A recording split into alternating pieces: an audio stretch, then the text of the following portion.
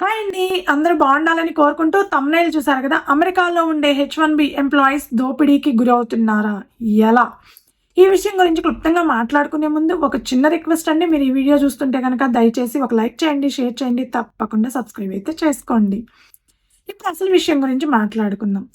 అమెరికాలో వర్క్ చేయడానికి వచ్చే వాళ్ళల్లో 80% మంది ఈ హెచ్-1బీ వీసా ద్వారా అమెరికాలో వర్క్ చేయడానికి వస్తుంటారు. అలా హెచ్-1బీ వీసా మీద వర్క్ చేయడానికి వచ్చేవాళ్ళు 2 రకాలుగా వస్తుంటారండి. ఒకటి త్రూ కంపెనీ ద్వారా. అంటే ఇండియాలో ఏ కంపెనీలో అయితే వర్క్ చేస్తున్నారో సేమ్ కంపెనీ పేరోల్‌లో హెచ్-1బీ వీసా మీద అమెరికాకు వచ్చి ఆ కంపెనీ యొక్క క్లయింట్ లొకేషన్‌లో వర్క్ చేస్తూ ఉంటారు. క్లయింట్‌కి ఎంప్లాయీస్ కాంట్రాక్ట్ బేసిస్ ఎంప్లాయీస్ అవుతారు. అంటే మనకి అవర్లీ బేస్డ్ వేజెస్ అయితే ప్రొవైడ్ చేయడం జరుగుతుంది. సో త్రూ కంపెనీ ద్వారా వచ్చే వాళ్ళకి అడ్వాంటేజెస్ ఏంది, డిసడ్వాంటేజెస్ ఏంది, ఎక్కడ నష్టపోతున్నారు? అడ్వాంటేజెస్ ఇండియా నుంచి త్రూ కంపెనీ ద్వారా వస్తే వాళ్ళకి కంపెనీ అకామిడేషన్ ప్రొవైడ్ చేస్తుంది. శాలరీ ఎస్ఎస్ఎన్ వచ్చే వరకు కూడా శాలరీ ప్రొవైడ్ చేస్తూనే ఉంటుంది. ఎస్ఎస్ఎన్ అంటే సోషల్ సెక్యూరిటీ నెంబర్ అండి. అది వచ్చే వరకు శాలరీ ప్రొవైడ్ చేస్తుంది. జాబ్ సెర్చ్ చేసుకోవాల్సిన అవసరం లేదు, ఎందుకంటే ఆల్రెడీ క్లయింట్ లొకేషన్లో జాబ్ ఉంది కాబట్టి. రెండవది హెల్త్ కేర్ ఇన్సూరెన్స్. అమెరికాలో హెల్త్ కేర్ ఇన్సూరెన్స్ ఎంత కాస్ట్లీనో మనందరికీ తెలిసిందేనండి. అయితే త్రూ కంపెనీ ద్వారా వచ్చిన వాళ్ళకి హెల్త్ కేర్ ఇన్సూరెన్స్ అనేది చాలా మినిమం డిడక్ట్ చేస్తారు.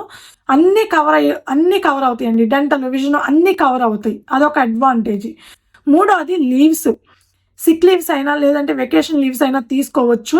అలా తీసుకున్నా కూడా శాలరీ అయితే డిడక్ట్ అవ్వదు. ఇకపోతే నాలుగవది, ఒకవేళ ఏదన్నా వీసా ఇష్యూస్ వచ్చి కానీ లేదంటే క్లయింట్ లొకేషన్లో ప్రాజెక్ట్ అయిపోయి వాళ్ళకి జాబ్ పోయినా కానీ తిరిగి ఇండియాకి వెళ్ళి అదే కంపెనీలో వర్క్ చేసే ఛాన్స్ ఉందన్నమాట. ఇవన్నీ త్రూ కంపెనీ ద్వారా వచ్చే వాళ్ళకి అడ్వాంటేజెస్. బట్ డిసడ్వాంటేజెస్ ఏంటంటే త్రూ కంపెనీ ద్వారా హెచ్-1బీ వీసా మీద అమెరికాకు వస్తున్నారంటే ఫస్ట్ ఎంప్లాయ్మెంట్ కాంట్రాక్ట్ అయితే ఉంటుందండి. నేను విన్నంత వరకు చాలామందికి ఎంప్లాయ్మెంట్ కాంట్రాక్ట్ అయితే ఉంటుంది. అది ఎంప్లాయ్మెంట్ కాంట్రాక్ట్ అనేది అమెరికాలో చెల్లుతుందండి. చాలా స్టేట్స్లో చెల్లుతుంది అది. అయితే ఎక్కడ త్రూ కంపెనీ ద్వారా వచ్చే ఎంప్లాయీస్ నష్టపోతున్నారు? నేను ఇందాక చెప్పాను కదండి, మీకు క్లయింట్ అనేది వాళ్ళు క్లయింట్‌కి మనం కాంట్రాక్ట్ బేసిస్ ఎంప్లాయీస్, అంటే అవర్లీ బేస్డ్ మనకి ఇంతని పే చేస్తూ ఉంటారు మన ఎంప్లాయర్‌కి. దీనికి ఒక చిన్న ఎగ్జాంపుల్ చెప్తానండి, అప్పుడు మీకు క్లియర్‌గా అర్థమవుతుంది. నేను ఒక ఏబీసీ అనే కంపెనీలో వర్క్ చేస్తున్నాను. నా క్లయింట్ వచ్చేసి XYZ అనే కంపెనీ నా క్లయింట్. సో నా ఎంప్లాయర్ నాకు పర్ యానమ్ $80,000 అనో లేదంటే $1,00,000 నాకు పే చేస్తున్నారు అనుకుందామండి. అంటే అవర్లీ బేస్డ్ నాకు ఎంత ఇస్తున్నారు? $45 to $47 పడుతుంది అప్రాక్సిమేట్లీ. కానీ క్లయింట్ ఆ అవర్కి మనం వర్క్ చేసిన ఆ అవర్కి $100 ఇవ్వచ్చు, $120 ఇవ్వచ్చు, $140 కూడా ఇవ్వచ్చు. సో మనకి ఇచ్చేదంతా మనకి నష్టం ఎంత? అదేవిధంగా మనం ఏదైతే వర్క్ చేస్తున్నామో 10 గంటలు వర్క్ చేసినా, 12 గంటలు వర్క్ చేసినా, 14 గంటలు వర్క్ చేసినా, 16 గంటలు వర్క్ చేసినా అదే శాలరీ వస్తుందండి. అంతకు మించి మనకి శాలరీ ఎక్స్ట్రా ఏమీ రాదనమాట. అట్ ది సేమ్ టైము మనం శాలరీ బేసిస్ మీద వర్క్ చేస్తున్నాం కాబట్టి క్లయింట్ ఎంత పర్ అవర్ ఎంత పే చేస్తున్నాడు అనేది మన ఎంప్లాయీ మనకి చెప్పకపోవచ్చు. సో ఇదే ఇక్కడ నష్టం అనేది జరుగుతుందండి. ఇకపోతే రెండవది త్రూ కన్సల్టెన్సీ ద్వారా. త్రూ కన్సల్టెన్సీ ద్వారా అంటే మనం ఇండియా నుంచి ఓన్గా మన హెచ్-1బీ ప్రాసెస్ త్రూ కన్సల్టెన్సీ ద్వారా చేయించుకుంటూ ఉంటారు చాలామంది.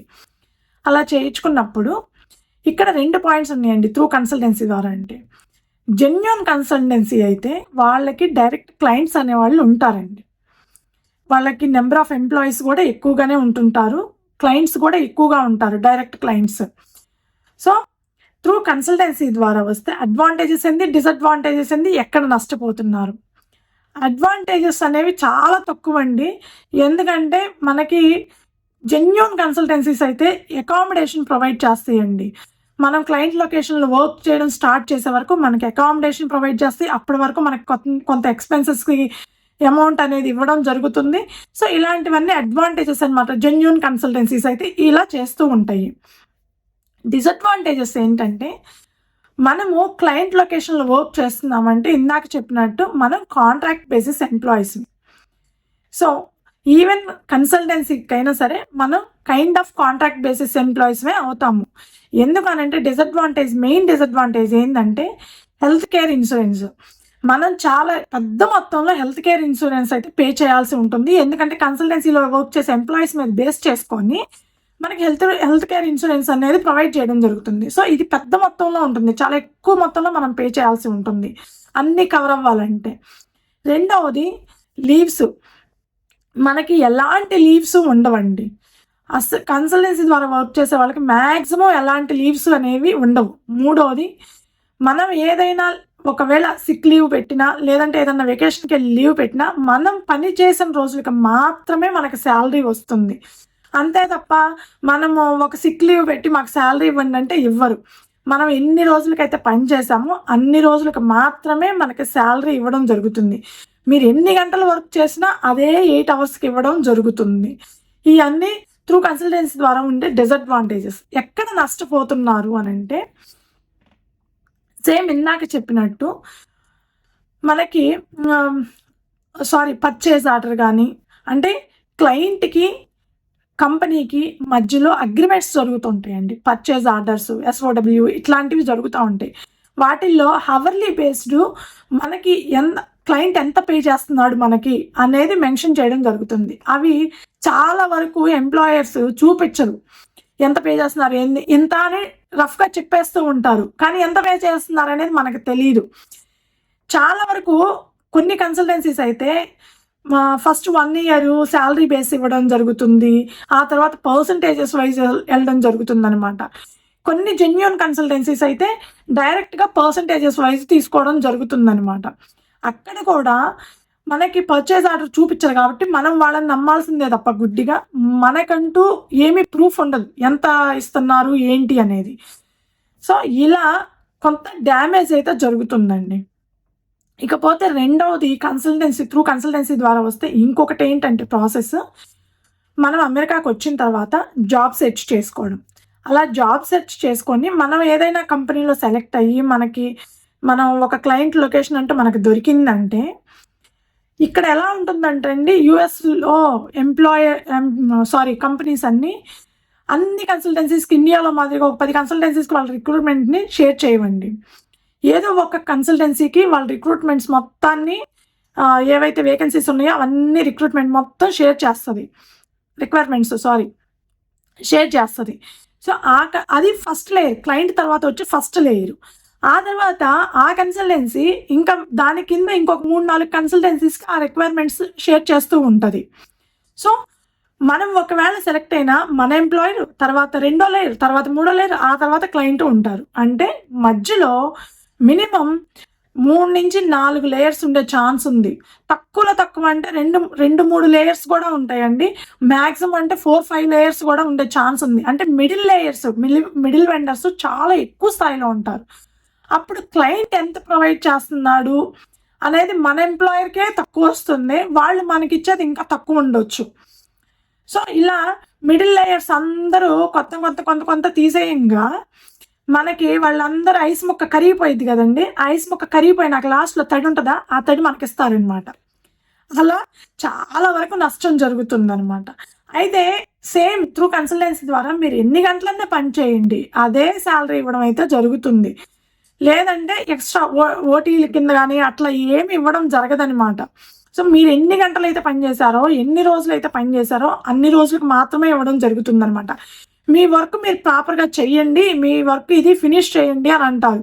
అంతే తప్ప మేము 12 గంటలు వర్క్ చేసామంటే 12 గంటలకి మనకి వేజెస్ అయితే ఇవ్వరండి. త్రూ కన్సల్టెన్సీ ద్వారా అయినా సరే అదే జరుగుతుంది. సో ఇప్పుడు మీకు అర్థమైంది అనుకుంటాను, ఎక్కడ లేయర్స్ ఆఫ్ మిడిల్ లేయర్స్ అని ఎక్కువగా ఉన్న చోట ఎక్కువగా నష్టం జరుగుతుంది, తక్కువ లేయర్స్ ఉన్న కాడ తక్కువగా నష్టం జరుగుతుంది అని. ఇంకా థర్డ్ది ఫుల్ టైం ఎంప్లాయ్మెంట్ అండి. అమెరికాలో ఫుల్ టైం ఎంప్లాయ్మెంట్ అనేది చాలా బెస్ట్ ఆప్షన్. మనం ఇండియా నుంచి త్రూ కన్సల్టెన్సీ ద్వారా వచ్చినా, కంపెనీ ద్వారా వచ్చినా ఎప్పుడైనా ఫుల్ టైం ఎంప్లాయ్మెంట్ చూసుకొని వెళ్తే చాలా అడ్వాంటేజెస్ ఉంటాయి. ఫస్ట్‌ది మన శాలరీ, మనకి ఎలాంటి మిడిల్ వెండర్స్ కానీ, మిడిల్ లేయర్స్ ఉండరు. మనకి కంపెనీకి మధ్యలో, మనకి మన ఎంప్లాయర్‌కి మధ్యలో ఎవ్వరు ఉండరు కాబట్టి డైరెక్ట్‌గా మన శాలరీ వాళ్ళు ఇవ్వాలనుకున్నంత మనకి ఇచ్చేంత డైరెక్ట్‌గా వస్తుంది. మధ్యలో తినడానికి ఎవరు ఉండరు. రెండవది లీవ్స్. మనకి సిక్ లీవ్స్ అయినా, క్యాజువల్ లీవ్స్ అయినా, వెకేషన్ లీవ్స్ అయినా, ఎన్ని లీవ్స్ అయినా మనకి ఇయర్లీ ఇన్ని లీవ్స్ అన్నీ ఉంటాయి కదా, అవన్నీ హ్యాపీగా వాడుకోవచ్చు. మూడవది health care insurance. US based కంపెనీల్లో అడ్వాంటేజ్ ఏంటంటే హెల్త్ కేర్ ఇన్సూరెన్స్ చాలా తక్కువ మొత్తంలో డిడక్ట్ చేస్తారండి. చాలా తక్కువ మొత్తంలో అన్నీ కవర్ అయ్యేటట్టు, డెంటల్, విజన్, బాడీ మొత్తం అన్నీ కవర్ అయ్యేటట్టు మనకి హెల్త్ కేర్ ఇన్సూరెన్స్ అయితే దొరకడం జరుగుతుంది. ఇవన్నీ శాలరీ కూడా డైరెక్ట్‌గా పర్ఫెక్ట్‌గా పడుతుందండి 15 రోజులకు ఒకసారి. సో, ఇది అడ్వాంటేజ్ అనమాట. డిసడ్వాంటేజ్ ఏంటి అనంటే, ఇప్పుడు చాలా వరకు నేను చెప్తున్నాను కదండీ, లాస్ట్ వీడియోస్‌లో కూడా చెప్తున్నాను. ప్రెజెంట్ అమెరికాలో లే ఆఫ్స్ ఎక్కువగా జరుగుతున్నాయని. కర్మగాలి ఒకవేళ ఫుల్ టైమ్ ఎంప్లాయీగా చేస్తున్నప్పుడు మన జాబ్ పోయిందంటే గనక ఎంప్లాయరు మనకి ఇండియాలో మాదిరిగా 1 మంత్ 2 మంత్స్ నోటీస్ పీరియడ్ అయితే ఇవ్వరండి. నెక్స్ట్ డే నుంచే రావద్దనైనా చెప్పొచ్చు, లేదంటే 1 వీక్, మ్యాక్సిమం 2 వీక్స్ మనకి నోటీస్ పీరియడ్ ఇచ్చే ఛాన్స్ ఉంది. అది కూడా ఎంప్లాయర్ ఇష్టము. ఎప్పుడైనా పోవచ్చు జాబు. పోయిందంటే వితిన్ 60 డేస్ లోపు మళ్ళీ మనం జాబు సంపాదించుకొని మళ్ళీ మనం పేరోల్ రన్ చేయించుకోవాలి. అలా లేకపోతే కనుక 60 డేస్ తర్వాత మనం ఇల్లీగల్ అవుతాం ఇక్కడే ఉంటే కనుక. అదొక డిసడ్వాంటేజ్ అనమాట. 60 డేస్‌లో ఇక్కడ మళ్ళీ జాబ్ రావడం అనేది చాలా కష్టం. ఎందుకంటే ఇక్కడ రిక్రూట్మెంట్ ప్రాసెస్ అనేది ఇండియాలో లాగా 1 వీక్‌లోనో 10 డేస్‌లోనో అంత ఫాస్ట్‌గా అవ్వదు. చాలా నిదానంగా ఉంటుంది. 1 మంత్ పట్టొచ్చు, 2 మంత్స్ పట్టొచ్చు, 3 మంత్స్ కూడా పట్టొచ్చు అనమాట. ఇది ఫుల్ టైమ్ ఎంప్లాయ్మెంట్‌కి ఉండే అడ్వాంటేజెస్, డిసడ్వాంటేజెస్. అయితే ఇక్కడ ముఖ్యమైన ఒక విషయం చెప్పాలండి. కొన్ని కన్సల్టెన్సీస్ అయితే, జెన్యూన్ కన్సల్టెన్సీస్ అయితే పక్కాగా సాలరీస్ అవంతా ప్రొవైడ్ చేస్తాయి. కానీ కొన్ని కన్సల్టెన్సీస్ అయితే మేము కూడా విన్నాము. అసలు 2 మంత్స్‌కి ఒకసారి శాలరీ ఇవ్వడము, అసలు శాలరీ ఇవ్వకుండా ఉండడము, ఇట్లాంటివి కూడా జరుగుతూ ఉంటాయి. అంటే మనం వచ్చేటప్పుడు త్రూ కన్సల్టెన్సీ ద్వారా ప్రాసెస్ చేయించుకుంటున్నాం అని అంటే ప్రాపర్‌గా చెక్ చేసుకోకపోతే మాత్రం చాలా నష్టపోతాము. మేము రీసెంట్‌గా కూడా విన్నాము ఒక పర్సన్ విషయము. 2 మంత్స్ అయినా కూడా ఇంతవరకు శాలరీ పే చేయలేదంట. 3 మంత్స్ అయినా కూడా పే చేయలేదంట. ఎప్పుడు పే చేస్తారో తెలీదు. ఒకవేళ గట్టిగా అడిగితే ఎప్పుడో కొంత ఇస్తారు. ఇట్లా జరుగుతున్నాయన్నమాట. సో, ఫేక్ కన్సల్టెన్సీస్ కూడా కొన్ని ఉంటాయి. సో, ఎవరైనా కొత్తగా H1B మీద వస్తుంటే గనక ప్రాపర్‌గా చెక్ చేసుకొని రండి. లేదంటే మాత్రం చాలా పెద్ద మొత్తంలో నష్టపోవడం అయితే జరుగుతుంది. మనం చేసే వర్కు పోతది, మన డబ్బులు పోతాయి, అంతా పోతాయన్నమాట. అంతా లాసే. సో, ఇలా కంపెనీలైనా సరే, కన్సల్టెన్సీస్ అయినా సరే కొంతవరకు ఎంప్లాయీస్ నష్టపోతున్నారని నేను ఫీల్ అవుతున్నానండి. ఈ వీడియో మీకు నచ్చుంటే కనుక దయచేసి ఒక లైక్ చేయండి, షేర్ చేయండి, తప్పకుండా సబ్స్క్రైబ్ అయితే చేసుకోండి. Thank you.